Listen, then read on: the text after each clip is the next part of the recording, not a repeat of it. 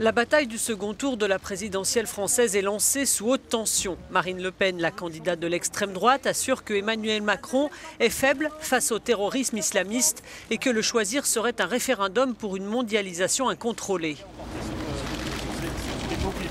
Il faut convaincre tous les Français. Moi, je ne me limite pas à telle ou telle catégorie de Français.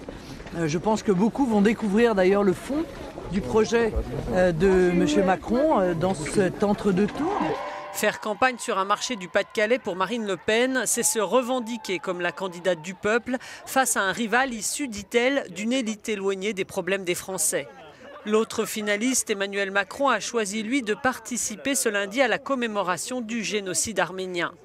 Son parti, En Marche, bénéficie du soutien de la plupart des candidats éliminés du premier tour qui appellent à faire barrage à Marine Le Pen. Les sondages estiment que Macron l'emporterait contre Le Pen par 62% à 38% des voix. En mettant hors jeu les deux grands partis traditionnels, les Français ont provoqué un bouleversement inédit et profond du paysage politique.